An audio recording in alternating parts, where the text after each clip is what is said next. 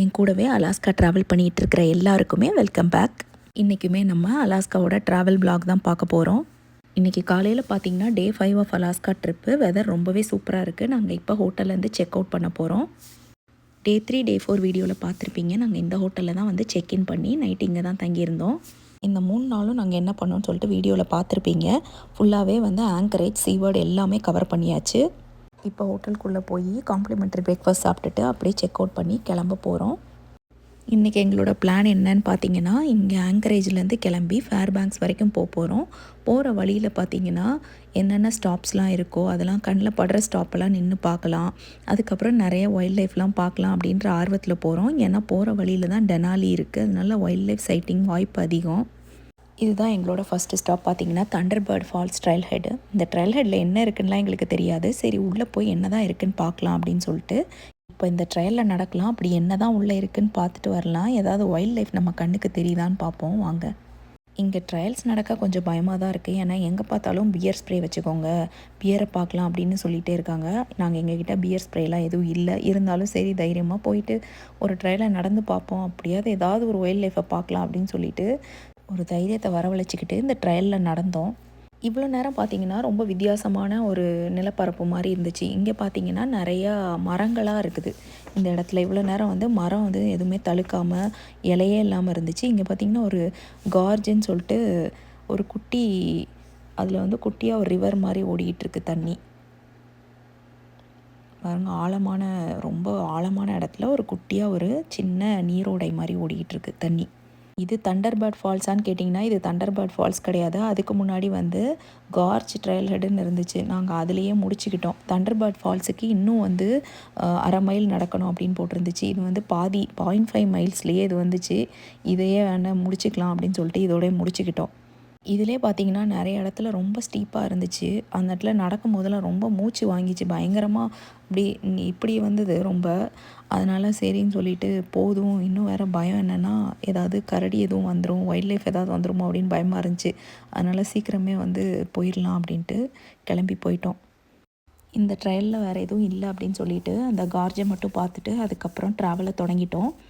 இதுதான் நாங்கள் போயிட்டுருக்கிற ரோடு. இந்த ரோடுக்கு பார்த்திங்கன்னா அப்படியே ஆப்போசிட்டாக தெரியுது பாருங்கள். ஒரு பெரிய வந்து மவுண்டைன் ரேஞ்ச் மாதிரி நிறைய இருக்குல்ல, அது வந்து மவுண்ட் மெக்கின்லி. அந்த மவுண்ட் மெக்கின்லியோட ஒரு ஹையஸ்ட் பீக் தான் நம்ம டெனாலி. அந்த டெனாலியில் தான் வந்து நேஷ்னல் பார்க் இருக்குது. அங்கே தான் நிறைய வைல்ட் லைஃப் பார்க்கலாம் அப்படின்னு சொல்லிட்டு நிறைய பேர் சொன்னாங்க. எங்களோட டெனாலி பிளான் பார்த்திங்கன்னா 7th டே தான் வருது. அது வரைக்கும் வந்து சரி வேறு ஏதாவது வைல்ட் லைஃப் எங்கேயாவது பார்க்க முடியுமா அப்படின்னு சொல்லிட்டு பார்த்துட்டே இருக்கோம். இப்போ நம்ம ரீச் பண்ணியிருக்கிறது பார்த்திங்கன்னா ஒரு குட்டி டவுனு, வசில்லா அப்படின்னு சொல்லிட்டு ஒரு குட்டி டவுன். அதுக்கப்புறம் கேண்டர் அப்படின்னு சொல்லிட்டு ஒரு சின்ன டவுன் வரும். அதுக்கப்புறம் வந்து கடையே இருக்காது, கேஸ் ஸ்டேஷன் எதுவுமே இருக்காது கொஞ்சம் மைல்ஸுக்கு. அதனால் நம்ம வந்து இந்த டவுனெல்லாம் க்ராஸ் பண்ணுறதுக்குள்ளேயே வந்து நம்ம காரில் வந்து கேஸ் ஃபுல் டேங்க் ஃபில் பண்ணிக்கணும். அதுக்கப்புறம் வந்து நம்மளுக்கு எதுவும் கிடைக்காது. கார்ஸ்லாம் நிறையா போயிட்டுருக்கோம். ஆனால் வந்து 2 சைடும் பார்த்திங்கன்னா எந்த ஒரு கடை, டவுன் எதுவுமே வராமல் இந்த மாதிரி மரமாக இருக்கும். நாங்கள் பார்த்துட்டே வந்துட்டு இருக்கும்போது அடுத்து ஒரு வியூ பாயிண்ட் வந்துச்சு. டெனாலி வியூ சவுத் அப்படின்னு சொல்லிட்டு ஒரு வியூ பாயிண்ட் வந்துச்சு. இங்கேருந்து பார்த்திங்கன்னா நார்த் அமெரிக்காவோட ஹையஸ்ட் பீக் டெனாலியோட சவுத் சைடை பார்க்கலாம். வாங்க போய் பார்க்கலாம். இன்றைக்கி ஃபுல்லாக பார்த்திங்கன்னா நம்மளுக்கு மோஸ்ட்லி ட்ரையல்ஸ் நடக்கிற வேலை தான் இருக்கும். ஏன்னா எங்களுக்கு இன்றைக்கி வந்து பிளான் இதுதான் அப்படின்னு கிடையாது. போகிற வழியில் என்னென்ன வியூ பாயிண்ட்ஸு ஏதாவது ட்ரையல்ஸ் இருந்துச்சுன்னா பார்த்துட்டே போகலாம். ஏதாவது வைல்ட் லைஃப் ஸ்பாட் பண்ணோம்னா அங்கே நின்று கொஞ்சம் நேரம் ஃபோட்டோஸ்லாம் எடுக்கலாம் அப்படின்னு சொல்லிட்டு தான் பிளான் பண்ணி போயிட்டுருக்குறோம். இந்த ரோடு ஃபுல்லாகவே பார்த்திங்கன்னா அப்படியே பனி படர்ந்த அந்த மலையோட வியூ தான் வந்து எங்களுக்கு தெரிஞ்சிட்டே இருந்துச்சு. அதாவது இந்த மவுண்ட் மெக்கின்லியோட வியூ தான் வந்து பார்த்துட்டே இருந்தோம். அதில் சில இடத்துல வந்து அதோடய வியூ நல்லா தெரியும் அப்படின்ற இடத்துலலாம் வந்து இந்த மாதிரி வியூ பாயிண்ட் வச்சுருக்காங்க. இங்கே பார்த்திங்களா ஹைட்டாக ஒன்று நல்ல பீக் தெரியுது பார்த்திங்களா, அதுதான் வந்து டெனாலி. என்ன தான் பெரிய பீக்காக இருந்தாலும் நம்ம எவரெஸ்ட் அளவுக்கு வர முடியாது. இருந்தாலும் எவரெஸ்ட்டில் ஏறுறதுக்கு ரொம்ப வந்து நம்மளுக்கு மனதைரியம் வேணும், நம்ம வந்து ஸ்ட்ரென்த் வேணும். அதனால் அதை பண்ண முடியாததுனால இதை நாங்கள் பார்த்துட்ருக்கோம். காஃபியோட கொஞ்சம் காரம் மாதிரி அப்படியே கொஞ்சம் அலாஸ்கன் ஹிஸ்ட்ரியும் பற்றி தெரிஞ்சுக்கலாம். அலாஸ்காவை டிஸ்கவர் பண்ணி இங்கே வந்தவங்க அப்படின்னு பார்த்தீங்கன்னா சைபீரியாவிலேருந்து வந்தவங்க. அவங்க அதபாஸ்கன்ஸ் அப்படிங்கிறவங்க தான். அவங்க இந்த குளிர் கிளைமேட்டுக்கு சர்வைவ் ஆகிறதுக்கு பயங்கரமான ஹண்டிங் டெக்னிக்லாம் யூஸ் பண்ணியிருக்காங்க. இங்கே இருக்கிற கரிபோ அப்படிங்கிற அனிமலோட ஃபர்ரை தான் வந்து அவங்க அந்த ட்ரெஸ்ஸாக போட்டிருக்கிறாங்க. அப்போ தான் இந்த இருக்க குளிரெல்லாம் தாங்க முடியும் அப்படின்னு சொல்லிட்டு. அதுக்கப்புறம் இங்கே இருக்கிற சீலெல்லாம் நிறைய வேட்டையாடி அதோட ஃபர்ரை வந்து எக்ஸ்போர்ட் பண்ணி அவங்க அதை பிஸ்னஸாக பண்ணியிருக்கிறாங்க. அதுக்கப்புறம் அவங்க ரொம்ப வேட்டையாடி ஃபர்ரெல்லாம் நிறைய எக்ஸ்போர்ட் பண்ணதுனால சீலோட பாப்புலேஷன் ரொம்ப கம்மியாயிடுச்சு. அவங்களுக்கு அதுக்கப்புறம் என்ன பிஸ்னஸ் பண்ணுறதுன்னு தெரியல. அப்போ இந்த பிளேஸ் வந்து பார்த்திங்கன்னா ரஷ்யாவோட சேர்ந்துருக்கு. ரஷ்யாவோட சேர்ந்து இருக்கும்போது அவங்களுக்கு இந்த பிளேஸை வச்சு என்ன பண்ணன்னு தெரில. இது தனியாக இருக்குது, இதை மெயின்டைன் பண்ண முடியல, ரொம்ப ஃபினான்ஷியல் லாஸ் தான் வந்திருக்கு இந்த இடத்துல. அப்போ தான் வந்து பார்த்திங்கன்னா யூஎஸோட செக்ரட்டரி வந்து சீவர்ட் அப்படிங்கிறவர் தான் வந்து ரஷ்யா கிட்டேருந்து இந்த இடத்த வந்து வாங்கலான்னு முடிவு பண்ணி ஒரு ஏக்கருக்கு 2 சென்ட், அதாவது $7.2 மில்லியன் கொடுத்து இந்த இடத்த வாங்கியிருக்கிறாங்க. இது நடந்தது வந்து 1867. அப்போவும் பார்த்திங்கன்னா இந்த ஊர் வந்து ரொம்ப கஷ்டப்பட்டுட்டு தான் இருந்திருக்காங்க. இவங்களுக்கு ஸ்டேட் அந்தஸ்து கிடைக்கல யூஎஸில், அதனால இவங்க ரொம்ப கஷ்டப்பட்டுட்டு தான் இருந்திருக்காங்க. அப்போ தான் பார்த்திங்கன்னா எல்லோரும் வந்து இங்கே கோல்டை வந்து கண்டுபிடிச்சிருக்கிறாங்க. யூஎஸோடு சேர்ந்து ஒரு கொஞ்ச நாள் கழித்து இங்கே கோல்டு வந்து இருக்குதுன்னு கண்டுபிடிச்சிருக்கிறாங்க. இந்த லேண்ட் ஒரு வேஸ்ட் லேண்ட் அப்படின்னு சொல்லி ரஷ்யா வந்து யூஎஸ் கிட்ட விற்றுருக்காங்க. ஆனால் அதுக்கப்புறம் கோல்டை கண்டுபிடிச்சதுக்கப்புறம் அவ்வளோ பேர் இந்த ஊருக்கு வந்து கோல்டுக்காக நிறைய பேர் வந்திருக்காங்க. இங்கே நிறைய மைனிங் கம்பெனிஸ் வந்திருக்கு. இப்போயுமே பார்த்திங்கன்னா நிறைய மைனிங் டூர்ஸ் எல்லாம் இருக்குது, நிறையா மைன்ஸ் எல்லாம் வந்து, ஆனால் இப்போ மைன்ஸ்லாம் வந்து நிறைய க்ளோஸ் பண்ணிட்டாங்க. இருந்தாலும் வந்து அதில் வந்து டூர்லாம் வந்து பண்ணுறாங்க. இன்னுமே இந்த சின்ன சின்ன டவுன்ஸ்லலாம் கோல்டு மைனிங் டவுன் அப்படிங்கிற ரெஃபரன்ஸை நிறைய இடத்துல பார்க்க முடியுது. இப்போ நம்ம பேசிக்கிட்டே அடுத்து ஸ்டாப் பண்ண வேண்டிய இடத்துக்கு வந்திருக்கிறோம். இந்த இடத்துல எந்த வியூ பாயிண்ட்டும் இல்லை, ஆனால் அந்த வியூ நல்லா இருந்ததுனால நாங்களே வந்து இங்கே ஸ்டாப் பண்ணிவிட்டு இங்கே நின்று ஒரு ஃபோட்டோ எடுக்கலாம் அப்படின்னு சொல்லிட்டு வந்திருக்கோம். இந்த ஹைவே பார்த்திங்கன்னா இந்த ஹைவேக்கு ஓரமாக இந்த இடத்துல வந்து கொஞ்சம் பார்க் பண்ணுற மாதிரி இடம் இருக்குது, அதனால தான் பார்க் பண்ணியிருக்கோம். அந்த சைட் பாருங்களேன், வியூ எவ்வளோ சூப்பராக இருக்குதுன்னு சொல்லிட்டு. அப்படியே 360 டிகிரியில் வந்து இந்த மவுண்டன் நம்மளை சுற்றி இருக்கிற மாதிரி இருக்குது. அப்படியே இந்த ரோட்டில் தான் நம்ம போய்கிட்டு இருக்கோம் இப்போது.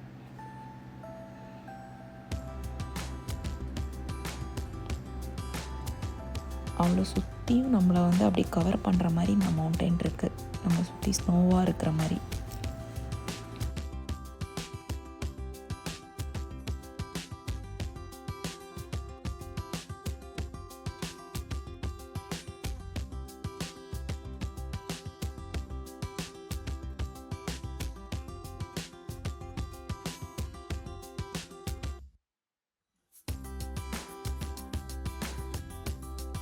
இந்த இடத்துலேருந்து கிளம்புறதுக்கே மனசு வரல. பார்த்தீங்கன்னா அவ்வளோ அழகாக இருக்குது இந்த இடம்.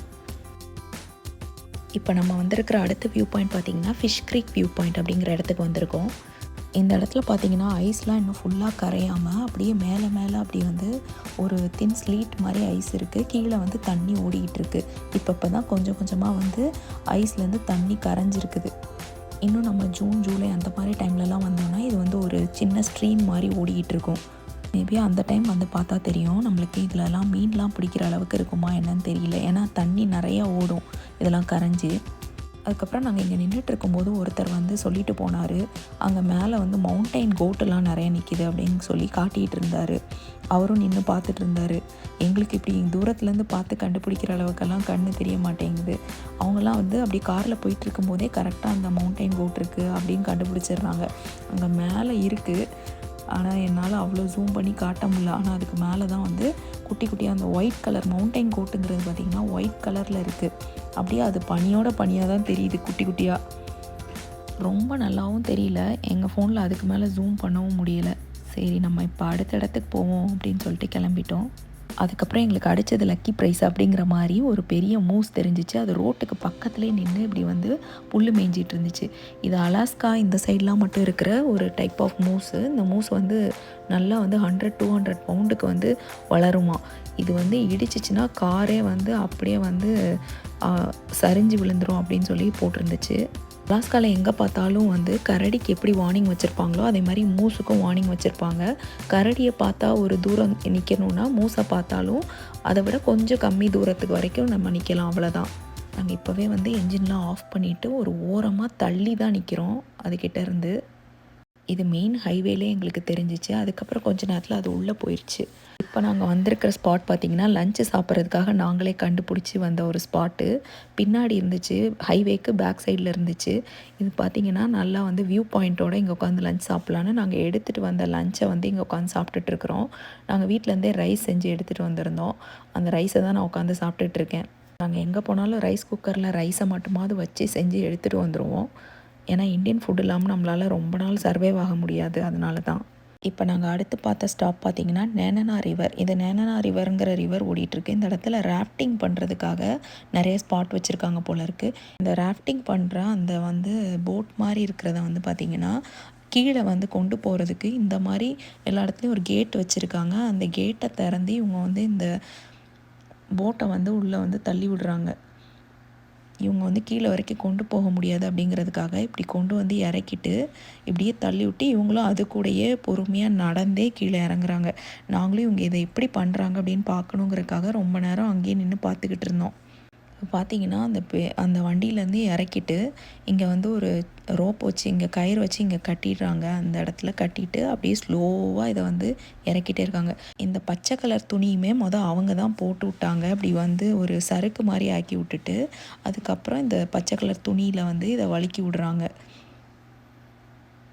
நாங்களும் ரொம்ப நேரமாக நின்றுக்கிட்டு இருந்தோம். இவங்க எப்படா இதில் இறக்கி விடுவாங்கன்னு பார்க்கலான்னு. கீழே இந்த ரிவரோட ஃப்ளோவை பார்த்திங்கன்னா பயங்கரமாக இருக்குது இந்த இடத்துல. அதனால தான் இங்கே ரிவர் ராஃப்டிங் போவாங்க போல் இருக்குது. அந்த இடத்துல பார்த்திங்கன்னா ரொம்ப வேகமாக ஃப்ளோ ஆகிட்டு இருந்துச்சு. இந்த மாதிரி இடத்துல தான் எப்போயுமே ரிவர் ராஃப்டிங் போவாங்க. அதில் நிறைய லெவல்ஸ்லாம் இருக்குது. நாங்கள் ஒரு தடவை போனப்போ வந்து பார்த்திங்கன்னா ரொம்ப சின்ன லெவலில் போனோம். அது அந்த போட் ஒழுங்காக போகவே இல்லை. அதனால் தள்ளுறதுக்குள்ளேயும் பெரிய கஷ்டமாயிருச்சு. ஆனால் இந்த மாதிரி ஃப்ளோ வேகமாக போச்சுன்னா உங்களுக்கு வந்து அதுவே உங்களை நல்லா தள்ளிட்டு போகும். ரொம்ப அட்வென்ச்சரஸாகவும் இருக்கும். அது வந்து ஒரு வழியாக இறக்க ஸ்டார்ட் பண்ணிட்டாங்க. இப்படியே ஸ்லோவாக கொஞ்சம் கொஞ்சமாக இறக்கிட்டு அதுக்கப்புறம் அவங்களும் நான் நினச்சேன் அதை மட்டும்தான் கீழே அப்படியே விட்டுருவாங்க வேகமாக அப்படின்னு நினச்சேன். ஆனால் பார்த்தா ரொம்ப ஸ்லோவாக இறக்கிட்டு அவங்களும் அது கூடயே வந்து அப்படியே நடந்து போயிட்டார் அவர்.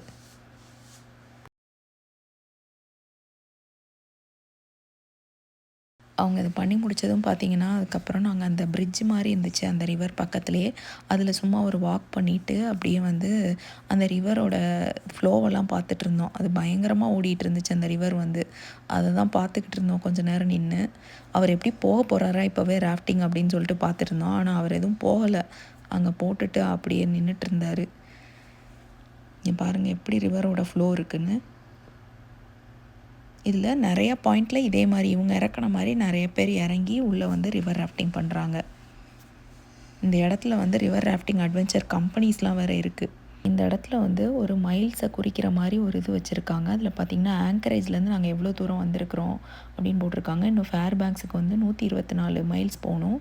நார்த் போல்னு ஒரு ஊர் இருக்குது. அதுக்கப்புறம் அதுக்கு வந்து பார்த்திங்கன்னா 136 மைல் போகணும் அப்படின்னு சொல்லி போட்டிருக்காங்க. இதுக்கப்புறம் நாங்கள் இந்த ஸ்பாட்லேருந்து கிளம்பிட்டோம். இப்போ அடுத்த ஸ்பாட்டுக்கு வந்துட்டோம். இது எந்த ஸ்பாட் அப்படின்னு பார்த்தீங்கன்னா ஆண்ட்லர் ரிட்ஜ் ட்ரையல் அப்படின்னு ஒரு ட்ரையல் இருந்துச்சு. சரி இந்த ட்ரையல் அப்படி என்ன இருக்குது பார்க்கலாம் அப்படின்னு சொல்லிட்டு கிளம்புனோம். ஃபஸ்ட்டு ஒன்றுமே இல்லை அப்படின்னு சொல்லிட்டு இன்ட்ரெஸ்ட்டே இல்லாமல் தான் நான் வந்தேன். அதுக்கப்புறம் பார்த்தீங்கன்னா அங்கே மவுண்டைன் கோட்டு தால் ஷீப்ஸ்லாம் இருக்குது அப்படின்னு போட்டிருந்தோன்னே சரி வாங்க உள்ளே போய் அப்போ நிறையா பார்த்துட்டு வரலாம் அப்படின்னு சொல்லிட்டு கிளம்பி உள்ளே போனோம். ஆனால் உள்ளே பார்த்தீங்கன்னா ட்ரையலுக்கு வந்து ஒரு பாதையே ஒழுங்காக இல்லை. அதுவும் யாருமே அந்த ட்ரையலில் போகலை. அதனால் கொஞ்சம் தூரம் போயிட்டு நான் வந்து அப்படியே திரும்பி வெளியில் வந்துட்டேன். அங்கே வரைக்கும் நான் எந்த தால் ஷீப்பையும் பார்க்கல, எதையும் மவுண்டைன் கோட்டை எதுவுமே பார்க்கல. இந்த ஊரில் எந்த ட்ரையல் நடக்கணுனாலுமே கொஞ்சம் பயமாக தான் இருக்குது. ஏன்னா உள்ளேருந்து ஏதாவது கரடி வந்துடுமோ இல்லைனா மூஸ் வந்துடுமோ அப்படின்னு சொல்லிட்டு ஒரே பயத்திலே வச்சுருக்குறாங்க. இப்போ வரைக்கும் பில்டப் மட்டும்தான் இருக்குது. மெயின் பிக்சரையே பார்க்க முடியலை. ஒரு வழியாக 8 ஹவர்ஸ் ட்ராவல் பண்ணி நாங்கள் ஃபேர் பேங்க்ஸுக்கு வந்துட்டோம். இன்றைக்கி மணி பார்த்திங்கன்னா இப்போ 5:30 மணி ஆகுது. சீக்கிரமே இன்றைக்கி வைண்ட் அப் பண்ணலான்னு பார்க்குறோம். ஏன்னா நாங்கள் நடுவில் நிறைய ட்ரையல் பண்ணலான்னு நினச்சோம். ஆனால் வைல்ட் லைஃப் ஸ்பாட் பண்ணல, எதுவுமே பண்ணலன்னொடனே சரி ஓகே அப்படி எதுவும் ட்ரையல் நடக்கிற மாதிரியும் இல்லை. அதனால் சீக்கிரமே வந்துட்டோம். இப்போ ஹோட்டலுக்கு தான் மேப் போட்டு வந்துட்டுருக்கோம். ஆனால் ஹோட்டல்னு போட்டு வந்தால் இங்கே பார்த்தா காட்டுக்குள்ளே போயிட்டுருக்கு. ஆனால் இன்னும் வந்து 0.1 மைல்ஸில் ஹோட்டல் அப்படின்னு காட்டுது.